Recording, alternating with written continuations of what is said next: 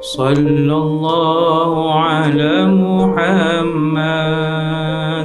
صلى الله عليه وسلم صلى الله على محمد صلى الله عليه وسلم يا نبي سلام عليك يا رسول سلام عليك يا حبيب سلام عليك صلوات الله عليك صلى الله على محمد صلى الله عليه وسلم صلى الله على محمد صلى الله عليه وسلم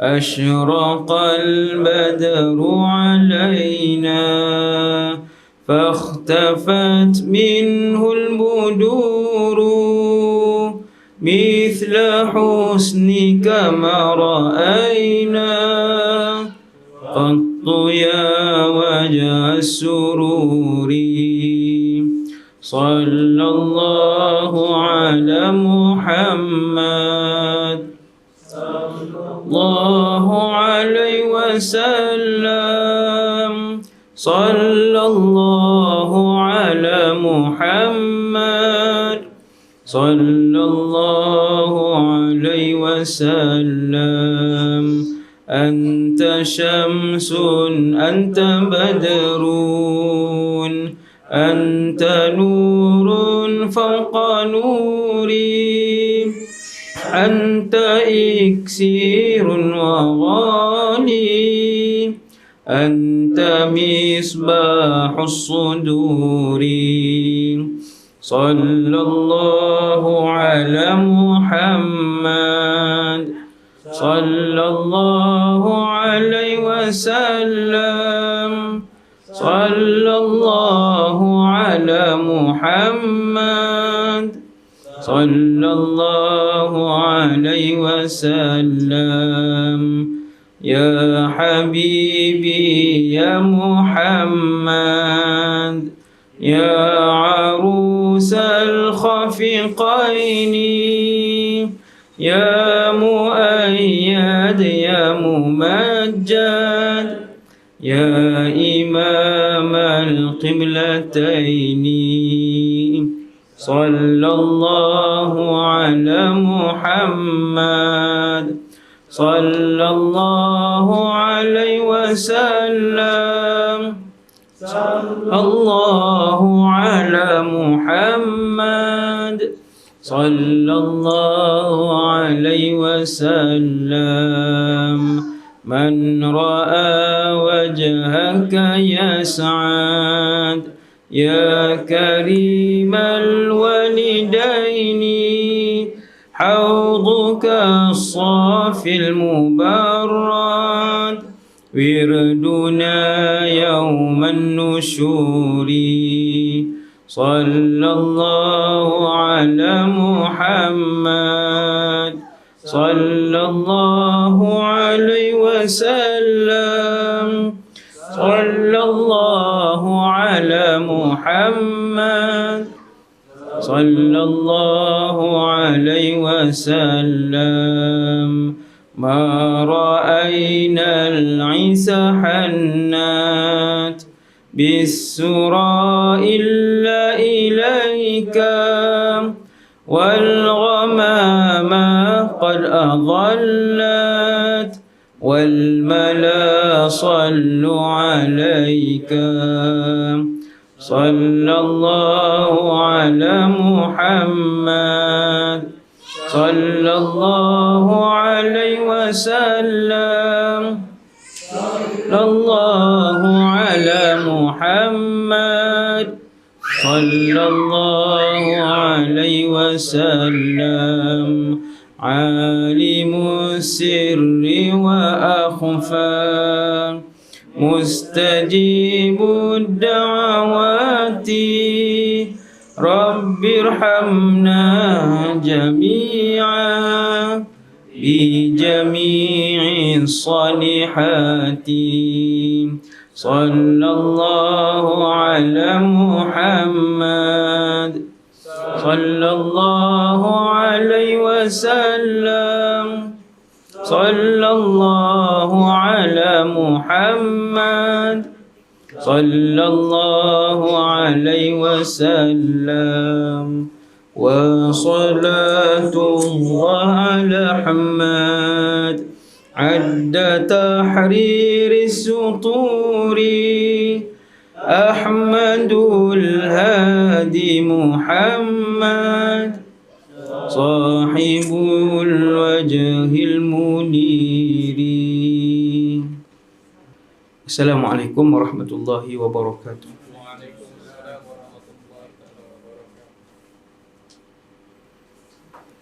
أعوذ بالله من الشيطان الرجيم. بسم الله الرحمن الرحيم. الحمد لله رب العالمين. وأفضل الصلاة وأتم التسليم على سيدنا محمد بن عبد الله الأمين وعلى آل كل وصحب كل أجمعين ولا حول ولا قوة إلا بالله العلي العظيم ولا حول ولا قوة إلا بالله العلي العظيم ولا حول ولا قوة إلا بالله العلي العظيم. رب اشرح لي صدري ويسر لي أمري واحلل عقدة من لساني يفقهوا قولي. اللهم اهد قلبي وسدد لساني بحق سيدنا محمد صلى الله عليه وسلم.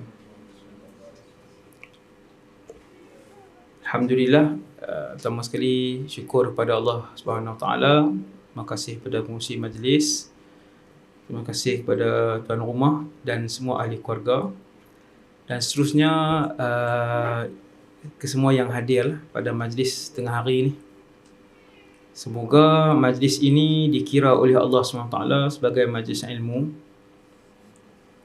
yang setentunya mengundang keberkatan kepada seluruh ahli rumah dan untuk membuatkan rumah kita dikunjungi oleh para malaikat.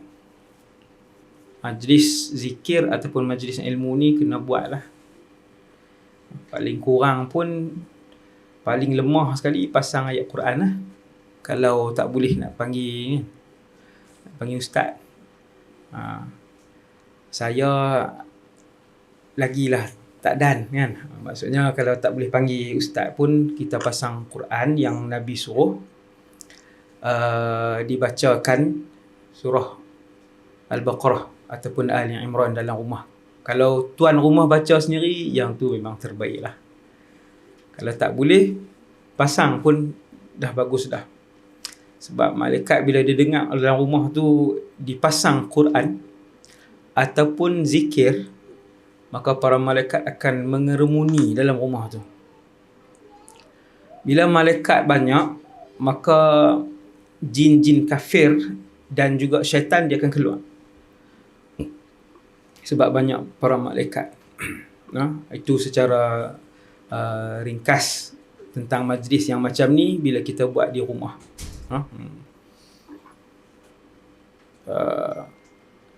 Alhamdulillah sekarang ni ramai yang buat di rumah.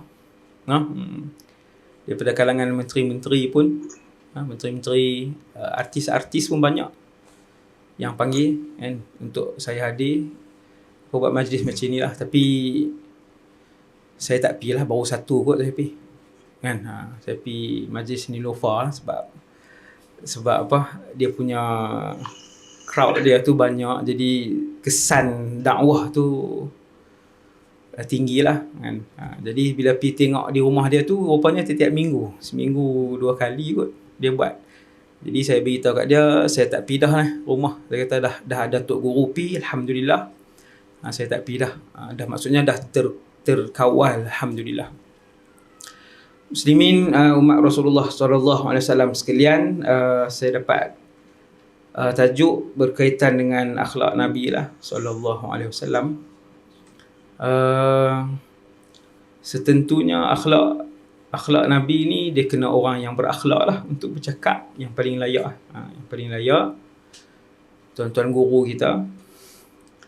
Dan satu orang, kalau kita nak ambil ilmu daripada beliau,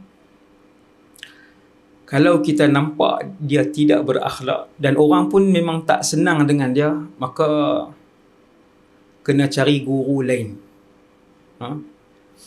Ada guru kita duduk dengan dia 5 minit 10 minit pun kita dah rasa tak sedap hati lah. Kita tak selesa, dia tak masuk kan. Bukan kita seorang, kalau kita seorang tu kita yang pelik, tapi orang lain pun kalau duduk dengan dia, masuk perangai dia kan kasar. Jadi kena cari yang berakhlak. Sebab akhlak baik, perangai elok ni dia tunjang dalam syurga. Sehingga Allah SWT sebut dalam Quran banyak kali tentang akhlak. Percakapan yang elok dalam syurga. Tak ada orang yang akhlak buruk yang boleh masuk syurga. Tak ada. Orang miskin boleh masuk syurga, orang kaya boleh masuk syurga.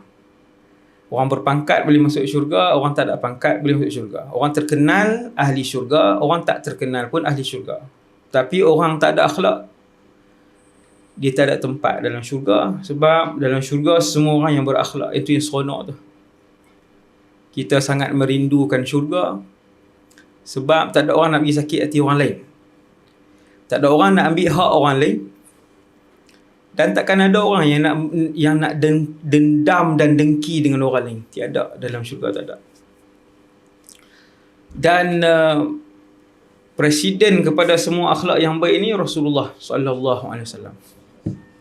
Nabi SAW, maka dialah Rasul yang paling berakhlak. Dan Rasulullah bukan daripada satu orang yang berubah menjadi baik, tetapi dia berakhlak sejak daripada dia remaja. Apabila Allah uji dengan ketiadaan mak dengan ayah, sampailah duduk di rumah Tok Wan. Orang Kedah kata Tok Wan lah. Atuk lah. Atuk perempuan lah. Laki Atuk duduk di rumah Atuk Abdul Muttalib. Kemudian Atuk pula meninggal umur 8. Nabi mula berdikari duduk di rumah Abu Talib. Berdikari ni kena baca sirah. Nabi bekerja, berdikari, sehinggalah Nabi berkahwin dengan Sayyidatuna Khadijah. Waktu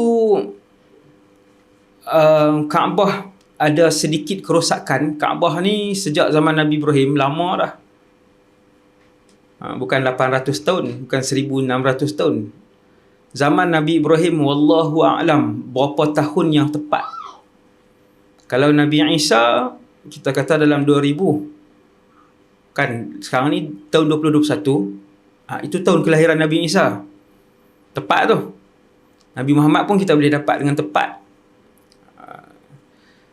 Kalau Nabi Ibrahim agak lama, jadi Kaabah itu dibina oleh Nabi Ibrahim dan juga Nabi Ismail. Ada beberapa kali struktur binaan Kaabah tu dia mengalami kerosakan. Zaman Nabi hidup ketika belum menjadi Rasul pun mengalami kerosakan. Waktu tu Nabi umur 35, sehingga memaksa menteri-menteri kanan Quraisy, mereka mesyuarat buat keputusan, kita kerosakan bangunan ni dia tak boleh repair, dia kena robohkan sebahagian besar kemudian baru bina balik. Arkitek, engineer tahu lah kan, dia ada kerosakan, kita boleh kita retifikasi tu kan, kita boleh baiki. Ni dia punya kerosakan dia waktu tu sebab banjir Mekah ni daripada dulu sampai hari ni. Saya bila tengok gambar orang tawaf banjir tu, saya teringin kan, sebab banyak kali pergi tapi tak pernah lagi hujan pun tak pernah, banjir pun tak pernah. Jadi banjir di kawasan Kaabah ni kerap, sehingga merosakkan binaan Kaabah. Waktu tu kerosakan yang kritikal. Menteri Quraisy mesyuarat, kita kena bina balik. Bina tak boleh nak bina tambah bata, kena robohkan. Kemudian dia bertanya, siapa berani roboh? Siapa yang berani untuk robohkan, nak mulakan kerja-kerja perobohan ni? Semua diam. Kenapa menteri-menteri yang orang kata yang senior ni, menteri-menteri senior lah, Al-Walid Ibn Al-Mughirah, Abu Jahal, Abu Lahab ni semua senior ni, Utbah, Rabi'ah. Kenapa bila nak baiki tu semua tak berani nak robohkan? Sebab penduduk Mekah melihat peristiwa Allah menghantar burung ababil. Wa arsala alaihim tayran ababil. Tu burung tu bukan halimunan. Burung tu dilihat dengan mata ni. Bukan lama pun peristiwa burung tu. Peristiwa burung ababil menyerang tentera Abraha dengan membawa batu-batu panas. Main mana batu tu, burung tu pun main mana, mereka tak pernah tengok. Disaksikan oleh seluruh penduduk Mekah ketika tu. Ini yang ajaibnya. Burung-burung yang dalam surah, boleh tengok tafsir tu, boleh tengok ceramah tentang surah Al-Fil kan.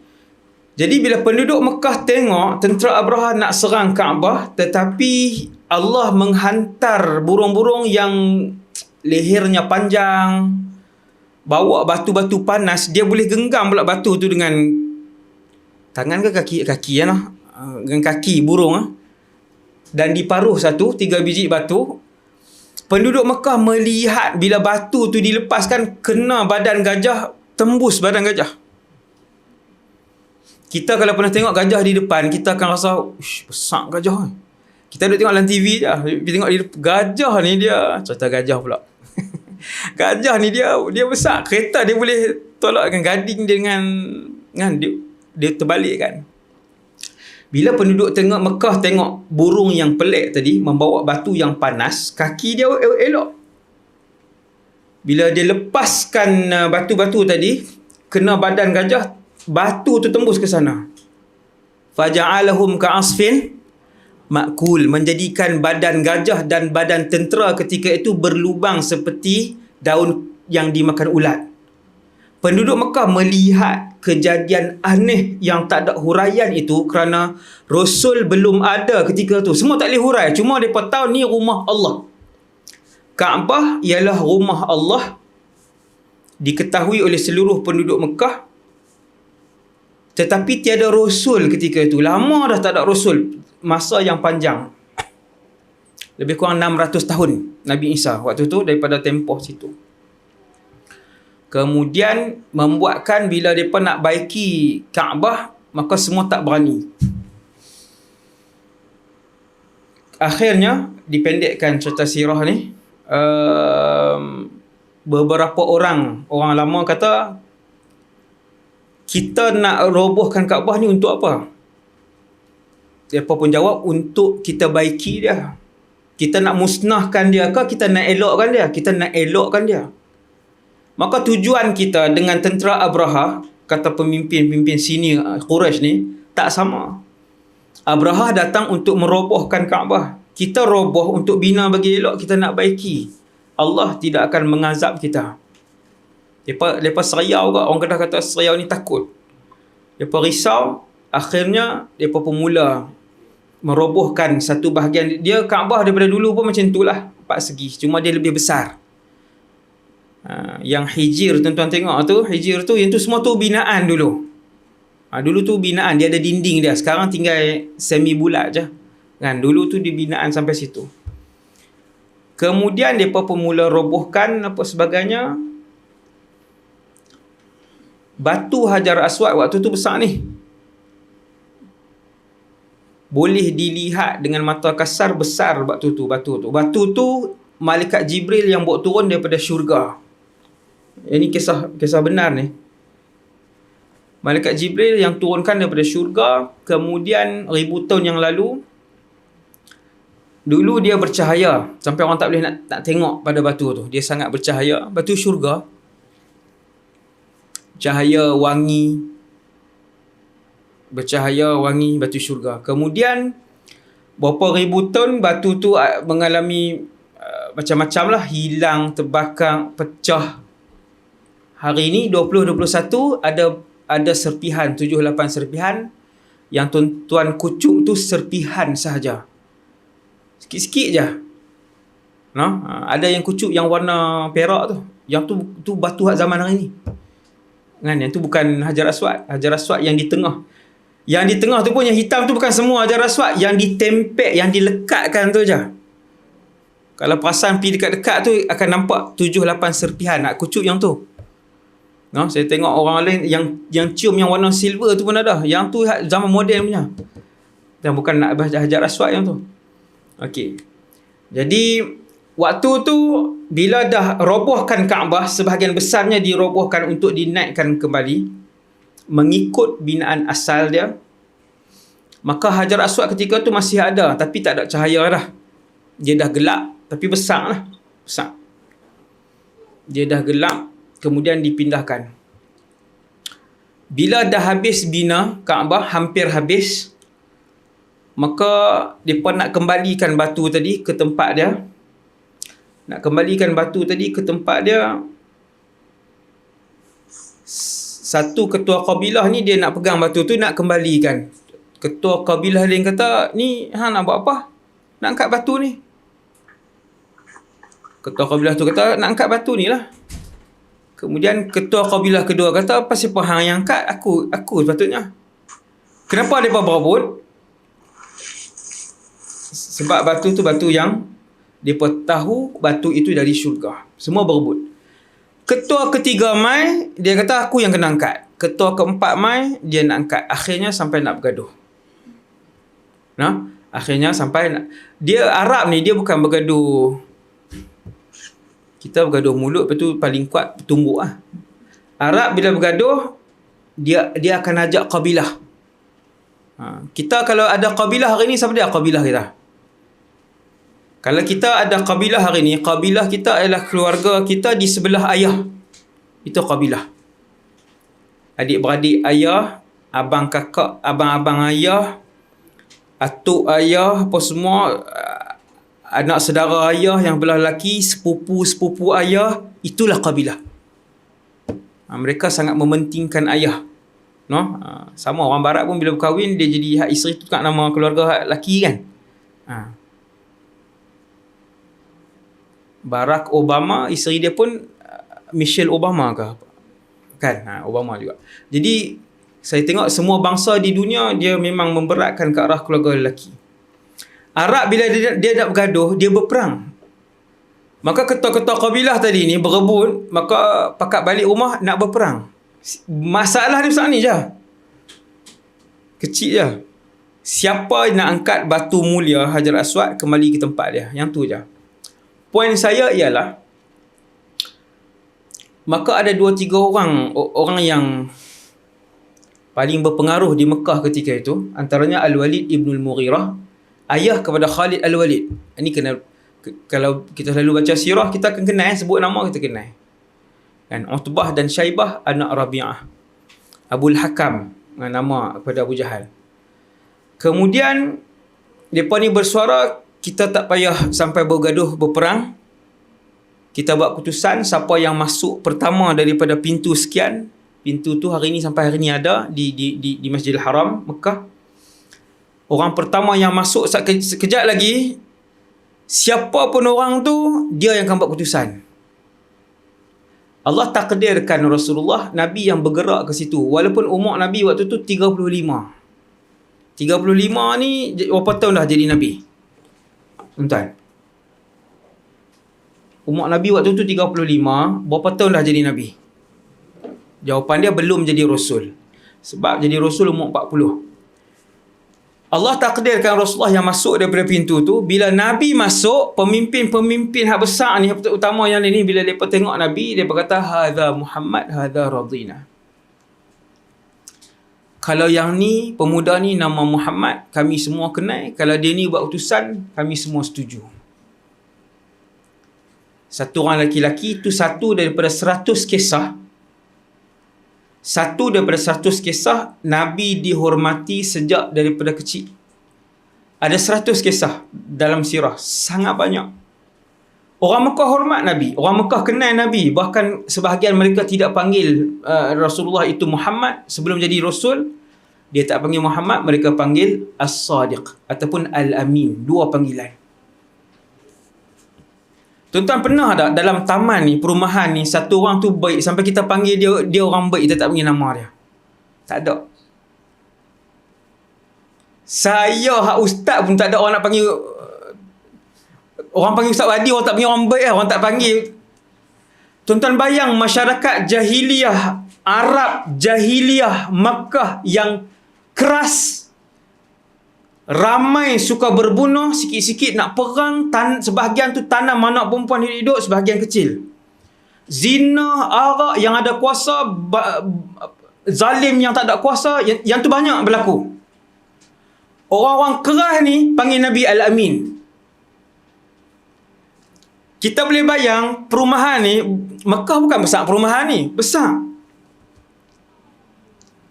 Ni kajang ke? Satu kajang tu panggil Nabi Al-Amin. Satu kajang panggil Nabi Al-Amin. Siapa dia orang dalam kajang ni yang punya baik, kebaikan dia semua orang tahu, orang panggil dia dengan nama Al-Amin ataupun As-Sadiq. Tak ada. Kemudian itu satu kisah, dan saya tutup dengan satu kisah yang terakhir. Satu lagi kisah, dan kisah ni yang terakhir lah, iaitu Nabi dengan orang bukan Islam. Satu hari Nabi berjalan dengan sahabat-sahabat. Sahabat-sahabat ni bukan sahabat-sahabat biasa. Sahabat ada 100,000 lebih. Nabi berjalan dengan Abu Bakar, Umar, saya tak ingat nombor 3, Osman ataupun Ali. Abu Bakar confirm, Sayyidina Umar confirm, Osman atau Ali confirm. Ni 3 yang tertinggi ni sahabat Nabi. Dia lain tau kita berjalan dengan kita punya ni. Kita bukan berjalan dengan orang hak check meter. Kita berjalan dengan ketua daerah zon-zon ni. Dia lain. Kita berjalan dengan ketua-ketua zon ni dengan hak check meter. Dia, bukan kita menghina dia, tapi maruah kita, kedudukan kita, rasa gah kita bawa syarikat tu lain. Nabi berjalan waktu tu, ada satu hari ni, nak pergi kebumikan jenazah seorang Ansar, sahabat Ansar, dengan orang-orang kanan.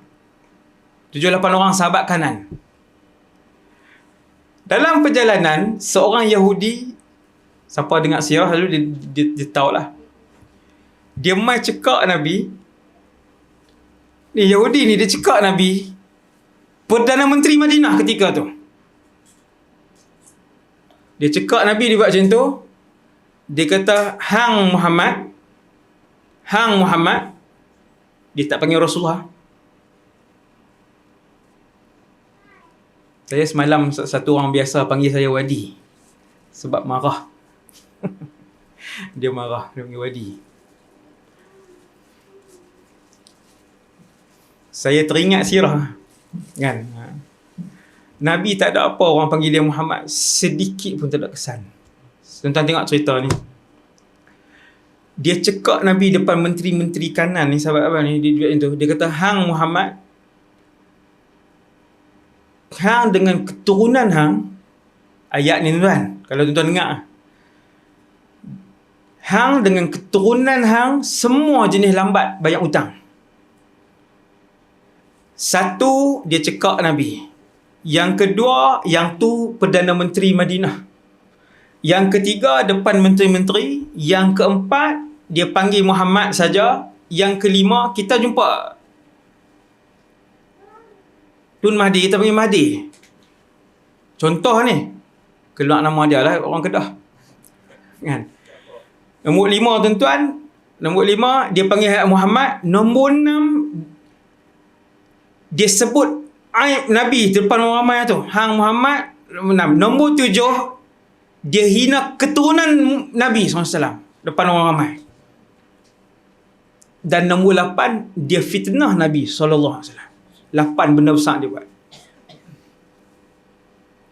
Ni cara baca sirah. Bukan baca tengok jam, habis 4 muka dah. Lena ayat semayang pun tak ambil. Sirah apa pun tak lekat. Pasal apa? Pasal tak hayati. Sirah kena baca, kena renung. Nabi buat apa? Pasal apa yang Allah lantik dia ni ketua segala makhluk atas dunia ni, kenapa? Kena baca, kena renung. Tengok dalam, tengok mendalam kan. Subhanallah. Bila dia dah buat 7-8 benda tadi ni, hang dengan keturunan hang, semua jenis payah lambat bayar hutang. Sayyidina Umar duduk tang tu. Tuan-tuan, Sayyidina Umar ni kalau dia naik kuda, kaki kanan dengan kiri dia boleh cecah tanah. Bukan gergasi, tapi memang orang besar-besar. Kita naik kuda, kalau tak ada tangga tu tak turun. Saya naik dah. Kuda Arab. Memang tak turun. Lagi dia duduk jalan-jalan lah. Nak turun sendiri takut. Tinggi. Subhanallah. Tinggi. Kalau jatuh, confirm patah pinggang. Confirm. Siapa naik kuda, bukan kuda padi. Kuda padi lain tuan-tuan. Ni kuda Arab ni. Jatuh confirm patah pinggang. Sayyidina Umar naik, kaki dia boleh tampan macam dengan motor je. Dia duduk di situ.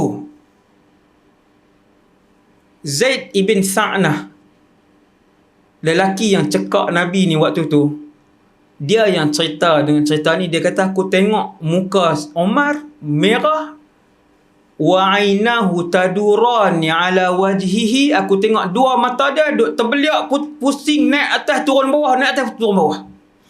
Sayyidina Umar duk macam tu dah.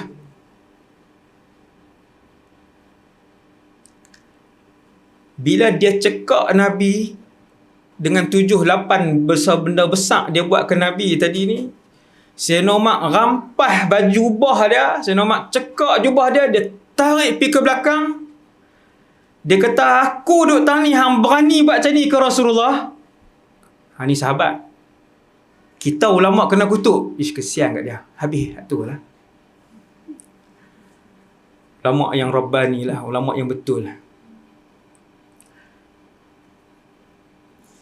Sahabat bela Nabi. Sayyidina Umar ni sebab dia gagah. Dia tarik Yahudi tu ke belakang. Dia genggam pula Yahudi tu. Dia kata, aku duk tang ni. Betulkah telinga aku dengar apa hang sebut ni? Dan betulkah mataku sedang melihat apa yang kamu buat kepada Rasulullah? Apa Nabi kata? Nabi kata, utrukhu ya Umar. Nabi kata, lepaskan dia, wahai Umar. Lepas lagi. Lepas lagi tu maksudnya, ni yang payah panggil orang Kedah ni, dia ceramah bahasa Kedah. Tuan-tuan tak faham. Dia macam ni. Rasulullah kata, lepaskan dia, wahai Umar. Bila Nabi kata, lepaskan dia, wahai Umar, kita, kalau ada orang hina kita macam tu depan orang ramai, lepas tu ada orang nak tolong tumbuk, ada orang main nak tolong pi tumbuk hak kawan ni, kita akan kata, ni, hak lain tengok saja. Seorang je nak ubuh ni, hak lain. Kita orang besar, kita bukan berniaga laksa tepi jalan. Bukan berniaga tepi jalan. Perdana Menteri. Seorang saja kan nak pergi labuh dia ni. Hak lain buat apa?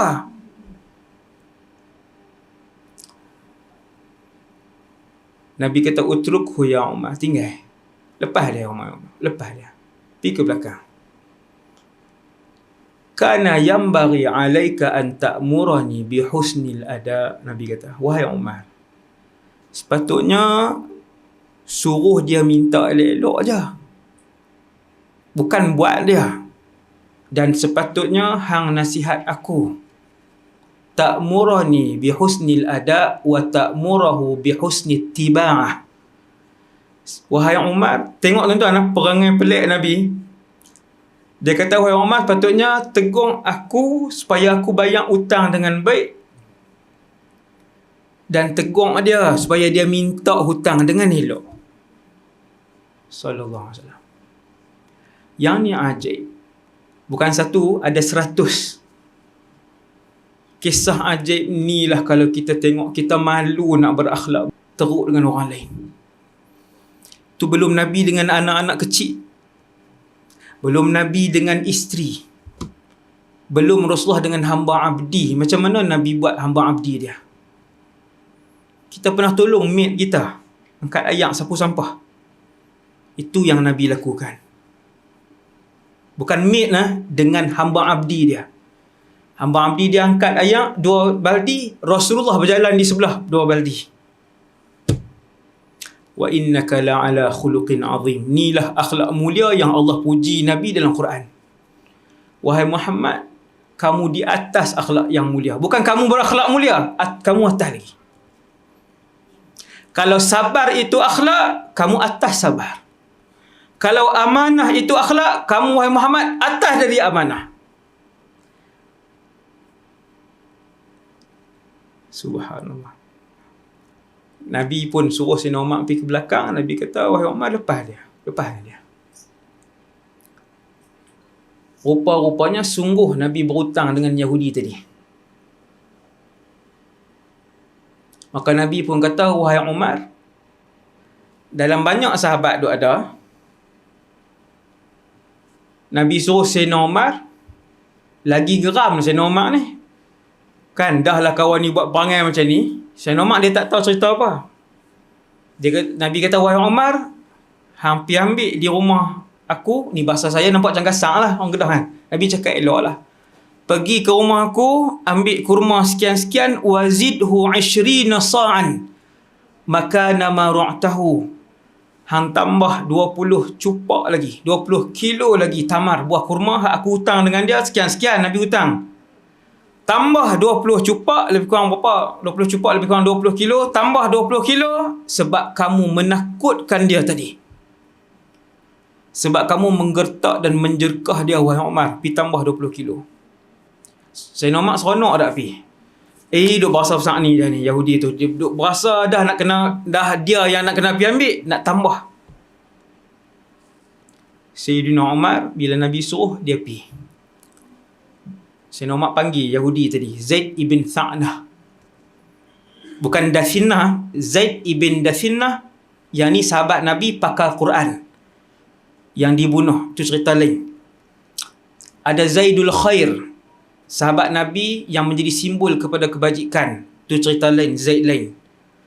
Ada Zaid ibn Thabit, sahabat Nabi yang setelah kewafatan Nabi jadi pengerusi penghimpunan Al-Quran dalam satu mushaf. Itu Zaid lain. Ini Zaid ibn Tha'nah.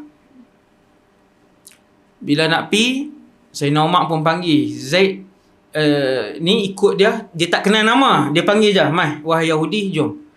Dia wahai Yahudi, zaman tu bukan penghinaan. Kita kalau hari ni kita panggil kawan ni Yahudi masa, wahai Yahudi, jom ikut saya. Hak tu boleh jadi perang Badar lah. No? Zaman tu panggil Yahudi ni macam kita panggil wahai seorang Arab, kita panggil tu.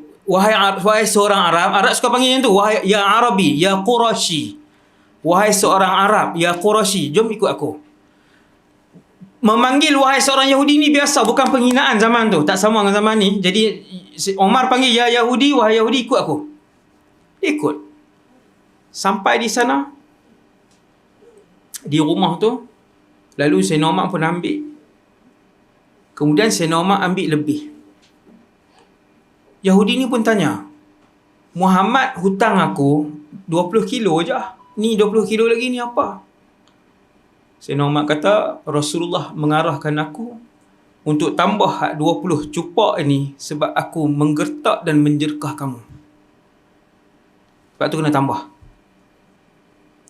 Maka Zaid ni pun diam. Dia kata, ta'rifuni ya Umar. Hang tak kenal aku ke wahai Umar? Sayyidina Umar kata, tak kenal. Ana Zaid ibn Tha'nah. Bila dia sebut Zaid ibn Tha'nah, Sayyidina Umar sebut satu kataan, iaitu Al-Hibru. Ulama Yahudi, Al-Hibru ni, kataan tu satu je, tapi bila sebut Al-Hibru, maksudnya pakar Yahudi. Ulama Yahudi. Bila dia sebut, hang tak kenal aku ke wahai Umar? Sayyidina Umar kata, tak kenal. Ana Zaid ibn Tha'nah.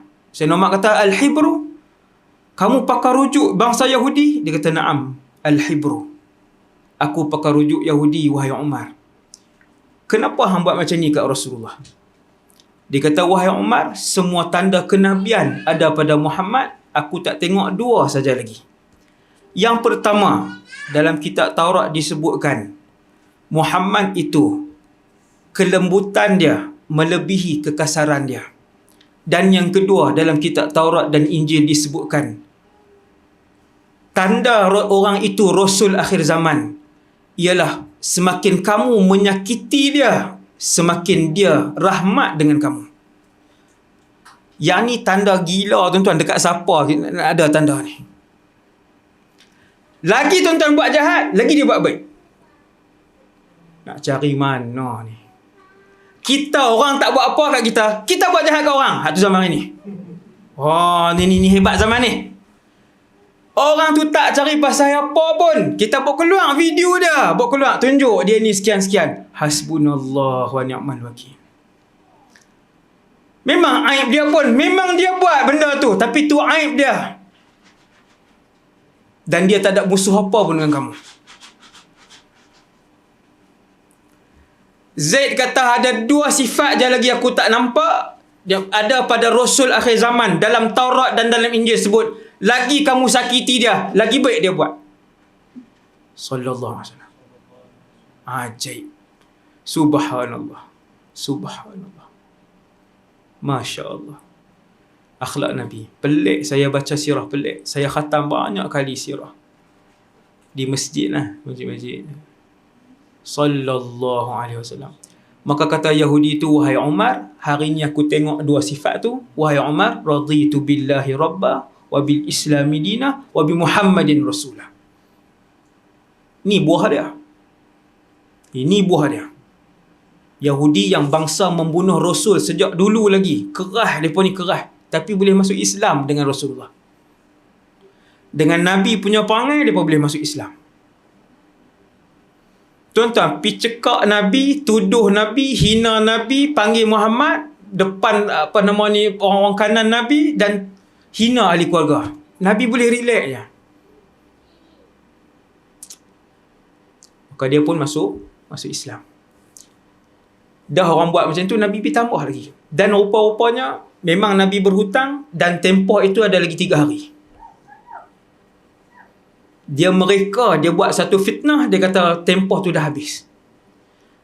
Zaid ibn Sa'nah kata, wahai Umar, sebenarnya tempoh tu tak habis lagi pun. Aku je kata habis dah tempoh tu. Aku nak tengok Muhammad ni macam mana. 7-8 benda buruk dia buat ke Nabi serentak dalam satu masa. Tapi Nabi boleh orang kata Nabi boleh maafkan macam tu saja, selama mana sesuatu keburukan itu bukan menghina Islam. Tapi kalau satu benda tu menghina Islam, tuan-tuan, waktu itulah Nabi manusia pertama yang akan bangkit dan marah di hadapan ramai. Nak dengar cerita Nabi bangkit tu? Itu nanti. Tak ada dah, ni setelah dah. Tuan-tuan lah. Jadi yang tu sajalah untuk kita kongsi pada tengah hari ni. Kan 2 kisah tu je. Simple je. Tapi sallallahu alaihi wasallam membuatkan walaupun kita takkan sampailah ke tahap itu, mustahil lah. Bahkan tiada Rasul yang sampai ke tahap itu. Tak ada Rasul sampai ke tahap akhlak itu. Tapi sekurang-kurangnya kita sentiasa berazam untuk memperbaiki akhlak kita. Sentiasa berazam untuk jadi baik. Untuk tak sakitkan hati orang. Untuk bercakap dengan bahasa yang elok. Untuk tidak menzalimi orang. Untuk tidak mengambil hak orang lain. Sebab Rasul kita, Rasul akhlak. Sallallahu alaihi wasallam. Jadi saya rasa sekadar tu dulu. Untuk untuk kali ni. Baru boleh makan tadi. Okay, aqulu qali hadza astaghfirullahal azim li wa lakum. Assalamualaikum warahmatullahi wabarakatuh.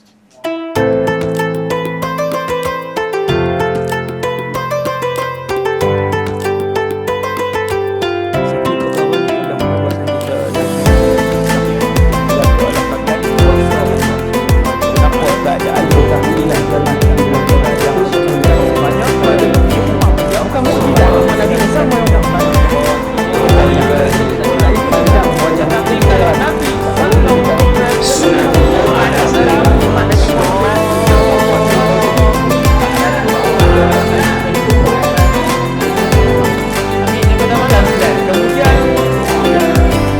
tapi tidak